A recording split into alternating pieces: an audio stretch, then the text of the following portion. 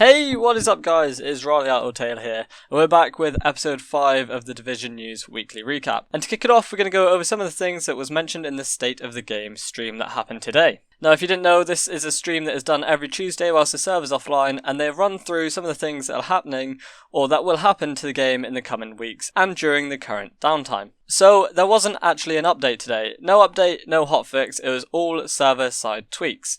So this was just pretty much to clean up the servers and make sure everything was running alright. But this is what was said and some things we can expect in the near future or the next downtime. So there's going to be changes to the div tech, but we don't know and they didn't state what exactly is going to happen. Hopefully this improves the boringness of collecting it all. There's going to be more challenge modes and missions on the way very soon.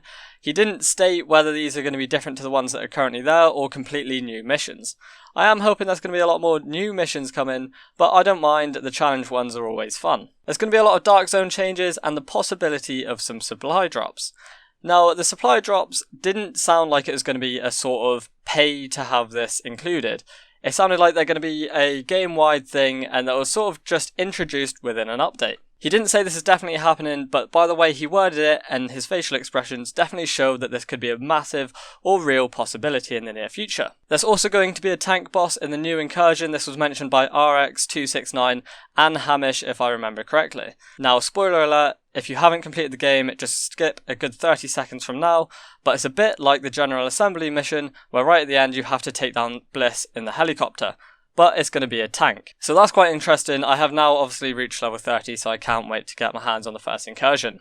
There'll also be a lot of news regarding loot trading very soon. He said within the next couple of days they'll have a time for a stream, or at least some information regarding that. And there was a question that was picked out from the chat, and it was, will there be new weapons? And Hamish Bode actually replied saying, you haven't seen all of them yet, with a rather cheeky smirk. Whether we get them with the new missions that I recently mentioned, or whether they'll come in specific updates, or in something else. We don't know, we'll just have to wait and see. So that sort of wraps up and what was going on in the stream. Now we're going to move over to some news articles and some more information that cropped up during the week. So Bullet King might be dead, but that doesn't mean the exploit and the farming has to stop. Marco Styler NL and a group of his friends have actually found another exploit that rewards you with a lot of high-end and purple items. Now, my view on this is it's a little bit too far. I mean, I think this sort of stretches the boundaries of playing the game how it should be, but you know, I'm not going to complain and I'm not going to be one that moans about it. So in this, it's actually the Russian consulate mission and it involves being outside of the map whilst you kill the last boss. It's really elaborate and a quite hard one to pull off. You do have to have 3 other players with you to do this,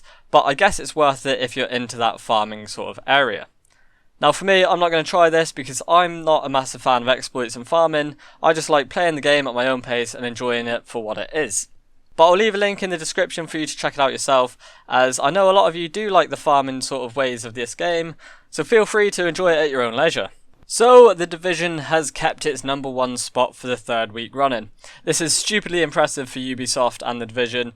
I mean, not many games have been able to pull this off, and I know Call of Duty always keeps up there. But for the Division and Ubisoft to pull this one off, being a new franchise to the game, or the company even, it's a really big gesture to be making. So massive congratulations to Ubisoft and the team behind it, massive.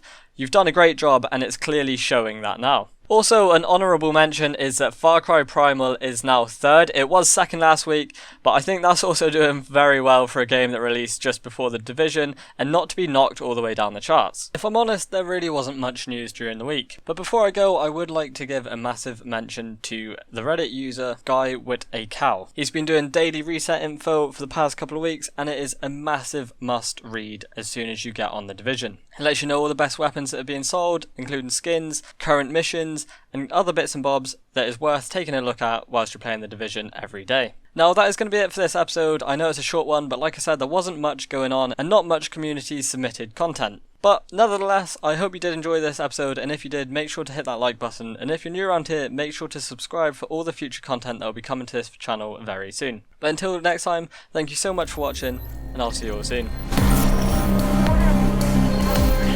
Back to West.